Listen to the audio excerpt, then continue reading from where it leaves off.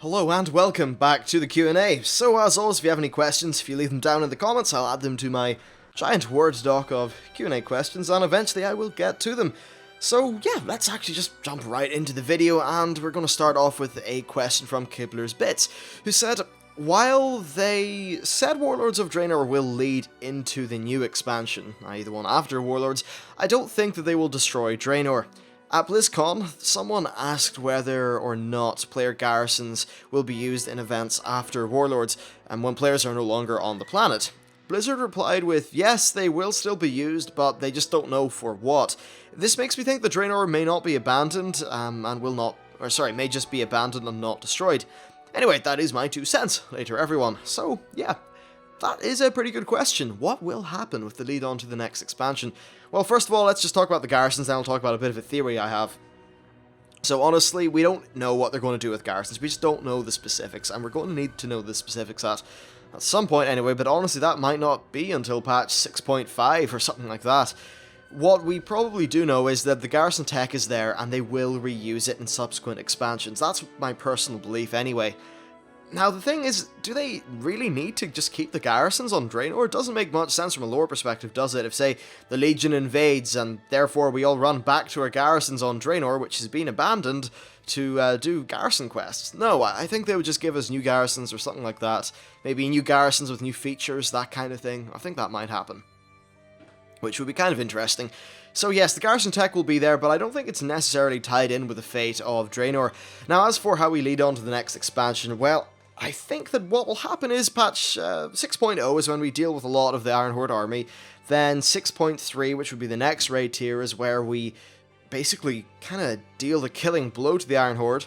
And then the next raid patch will be the Legion coming down upon us and trying to kill us. Now, I think what could happen with this is that the Legion come, they try to destroy our alternate reality Draenor, and I think it's probably going to be the same Legion because we don't know how space-time interacts with the Twisting Nether. It could be that it's just one Legion amongst all realities, though that may throw up some bizarre issues. Not sure about that, but let's just say the Legion attacks us for some reason, which honestly does seem kind of likely. We could have, say, Aurelion and Aurelion returning, and then I think what would happen is that all Draenor could be, like, ravaged or destroyed, or, you know, something like that could happen in a world event at the very end of the expansion when we fall back to Azeroth, we get ready to prepare our defenses against the Horde, or not against the Horde, against the Burning Legion, and maybe some of the Frostwolf Orcs and Draenei, or the native races to Draenor from the alternate timeline version, basically stay back, you know, give up their lives, hold off the tide until we can prepare a defense back in Azeroth. I think that would be really cool. And then maybe some of the Frostwolf Orcs and Draenei could fall back with us, and that just could be a cool way of keeping some of the cool characters that we will meet through the questing experience of Warlords. But basically, I'd love the idea of the final patch being a siege by the Burning Legion. Okay, not a siege. We've already had the siege of Orgrimmar. I don't want another siege as the final tier, but some sort of assault by the Burning Legion onto Draenor. And that then involves us trying to fight them back, realizing we can't, maybe dealing a bad blow to their force commander or something, then us having to fall back to Azeroth, and then preparing for the Rise of the Legion expansion. And then I think maybe an Old God expansion would be a pretty good follow-up to the Rise of the Legion expansion.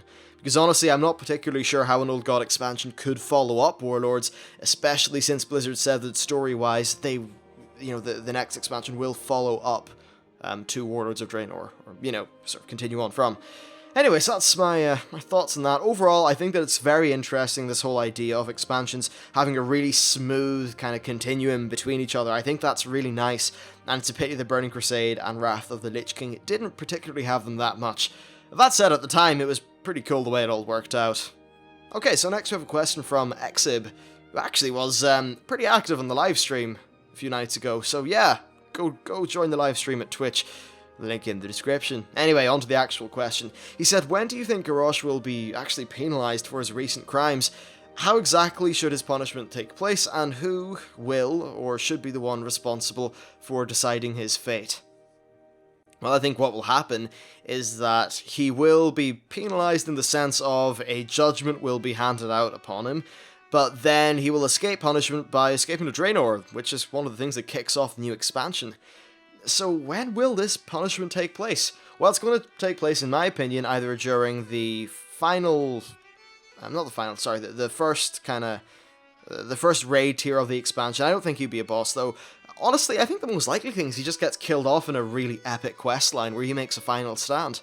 I think that would be a decent way to send him off, because he's already been a raid boss. We don't want to fight Garrosh twice, so maybe they'll just have a more unique, narrative-focused way of killing him. In terms of who will kill him, I think it should be Thrall. I think it was Thrall's mistake to give him power, and Thrall is the one responsible for bringing him down ultimately. Maybe him and Thrall will both die in the engagement, and Blizzard could pull some sort of crazy M. Night Shyamalan twist and completely fuck up the Horde or something. Nah, I don't think that'll happen, but I think that it will be Garrosh who gets to deal the final blow. I think a lot of players saw what happened in the Siege of Orgrimmar end cinematic, and they really wanted Thrall to just bring the Doomhammer down on Garrosh's skull and kill him, and then Varian stepped in to be all kingly and sort of ruin Thrall's fun. But yeah, Garrosh does deserve death, and I think Thrall is the guy who deserves to kill him.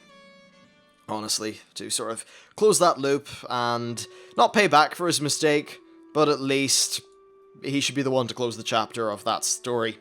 Okay, so next we have a question from MidiDoc85, who said, do you think that they will bring back Dark Knights in Warlords of Draenor, or at least set up a toggle so the players can decide? A good question, and actually I'm glad that you said that about the player toggle. So first of all, I'm always pro-player choice. I think that people should be able to choose whether they like Darker Knights or not. Now, I have been using some software, there's whatever, look, it's just for getting some of the cinematic angles. I'm not going to go into what it is, because technicalities, but one of the things it does allow you to do is slightly manipulate the lighting in World of Warcraft, and I can tell you that doing Dark Knights is really easy. It is a filter. It could be so easily, stuck into the options menu for the game. Therefore, why don't they do that? It would make complete damn sense, honestly, and it is a player choice. Some people like the brighter nights because they feel like it's easier to see, but for a lot of people, myself included, we're already fine with seeing things, and we just want it to be a bit more dark and atmospheric. So yeah, give us the option. I think that would be fantastic. Now, in terms of actual Dark Nights in zones, well, we do know that... Yes, we do know that Shadowmoon Valley is permanently nighttime, and I think that from the footage I've seen anyway, it does look rather dull. It definitely looks moonlit, but not as bright as some places in, say, Pandaria look at night, so yeah, perhaps you're going to get your fill of Dark Nights in Shadowmoon Valley, but honestly I think it should be an option throughout the entire world. After looking back at some screenshots of vanilla World of Warcraft, I kind of miss it. Another thing is the weather system. Is it just me, or is weather not as much of a thing anymore? Because I really loved it when it would start raining and you could really hear that strong kind of rain noise. I think that's the thing in general, though. I like bad weather. Honestly, I would prefer an overcast day to a sunny day. Hell, sometimes even prefer a rainy day to a sunny day. And that does reflect in World of Warcraft. I would like it if I could just make the weather bad all the time. But I don't think that would make much sense in terms of the game. But still, Darker Nights should be emphasized a bit more, and I think that weather should be emphasized a bit more. Because here's the thing about the real world in which we live in. It's got a lot of different kinds of weather, and it's got a lot of different kinds of brightness. Now, I wouldn't want it to be pitch black in-game, but the in-game world would certainly feel a lot more believable if it had more just realistic weather and day-night cycle. I think that would just help make the world feel nice.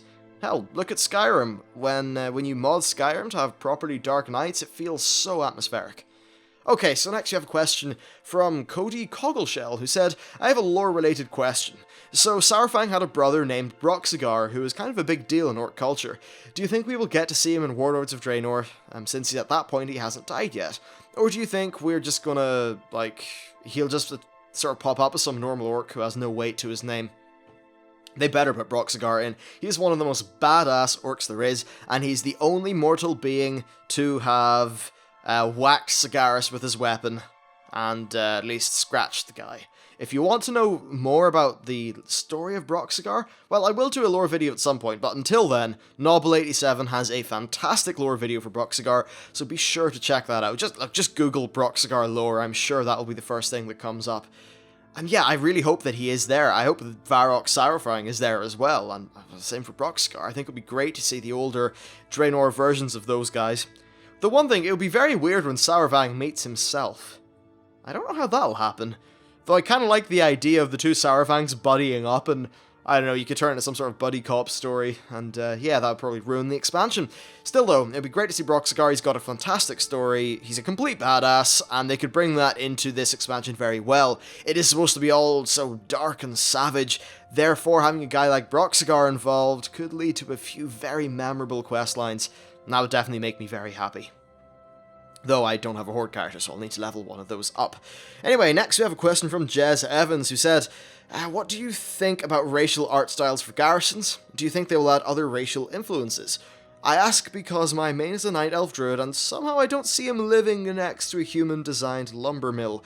This is going to be annoying for the role-playing community. Could you somehow be able to make your Garrison look a little bit more like your race, and do you think it is a reasonable request for a later patch? Okay, this is actually a very fair point. So right now, Garrisons are going to be Alliance, Human, Elwyn themed, and the Orc ones are going to be Druidar themed, but of course, very high quality versions of both. If you want a little bit of a sneak preview of the Alliance and Horde ones, just Google my channel, not Google, on YouTube search my channel, and I do have a video which is a bit of a preview of some of the new Garrison art. So yes, it's going to be those two tile sets, but there will be racial influences. For an example, the jewel crafting building will have a Draenei twang to it. Perhaps the herbalism building, if there is one, will have a night elf twang to it, or maybe an alchemy one. Essentially, some of the racial professions will have racial sort of flair to them. So that's one way in which they could do it. Now next, I actually have a bit of an idea for a very, very easy way to do some customization. So there are things called doodads in the game. Now doodads, it's basically just some of the things that pop up in the actual world. They're very easy to make in terms of art, and they're also very easy to place in the game. What you could do is unlock some customizability kind of versions of things, like maybe a Night Elf flag, or just little decorative things like that. Perhaps if you're exalted with Darnassus, you can place Night Elf ones, or maybe if you just are a Night Elf yourself. I think they could do that. It would definitely add a reason to go back and do some of the old quests for the old factions, and would at least help out the RP community a little bit. I know that the RP community isn't maybe the largest community, and that's probably one of the reasons why Blizzard doesn't have it on an ultra high priority list. Also, of course, they are gameplay first, lore second, so that's inherently a little bit inconsiderate of the role-playing community, though I do think that as a general design philosophy, it's probably the best for the game as a whole, just when we sort of take into account the greater good.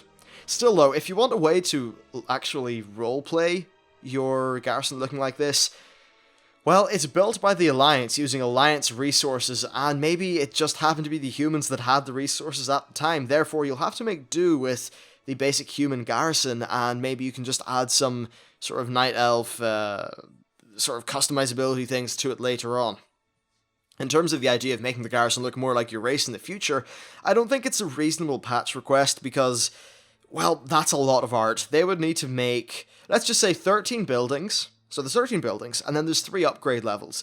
So for every single race, they would need to make 39. They need to make 39 buildings for each race. That's mad. They couldn't do that. That would take a lot of time. So I think that more customization options are probably the best way to go. And honestly, to make however many 100 bits of art that would take, it would just be crazy in terms of art budget. Especially because they do seem to be putting a lot of effort into these buildings and really making them look fantastic and well polished.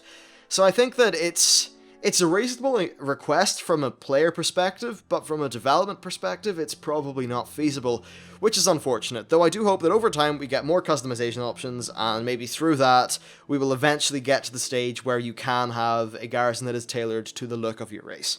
Anyway, that is it for today's video. I hope you enjoyed it.